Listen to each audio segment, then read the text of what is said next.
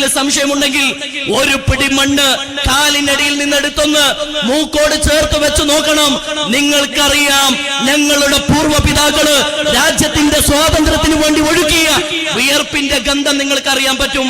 ഇനിയും ഞങ്ങളെ ദേശക്കുറിയിൽ നിങ്ങൾക്ക് സംശയമുണ്ടെങ്കിൽ ആ മണ്ണൊന്നെടുത്തിട്ട് പരിശോധിച്ചു നോക്കിയാൽ നിങ്ങൾക്ക് കിട്ടും ഞങ്ങളുടെ പഴയ തലമുറ ഈ രാജ്യത്തിന് വേണ്ടി ചീന്തിയ രക്തച്ചാലുകളുടെ ഗന്ധം നിങ്ങൾക്ക് ആസ്വദിക്കാനാകും.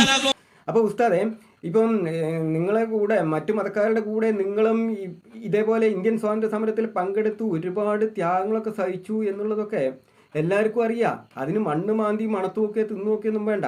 പക്ഷെ നിങ്ങൾ മറന്നുപോകുന്ന മറ്റൊരു കാര്യമുണ്ട്. നിങ്ങൾ ഇത്രയും ത്യാഗങ്ങൾ സഹിച്ച് മറ്റു മതക്കാരോടൊപ്പം സ്വാതന്ത്ര്യ സമരത്തിൽ പങ്കെടുത്തതിന് ഇന്ത്യ വളരെ വലിയ വില കൊടുക്കേണ്ടി വന്നു. ഇന്ത്യയെ വെട്ടിമുറിച്ച് പാകിസ്ഥാൻ എന്നൊരു ഭാഗം നിങ്ങൾ ആ ത്യാഗത്തിന്റെ വിലയായിട്ട് അങ്ങോട്ട് വാങ്ങി കൊണ്ടുപോയി. പിന്നെ എന്ത് ബാധ്യതയാണ് നിങ്ങളോട് ഇനി ഇന്ത്യക്ക് വേണ്ടത്?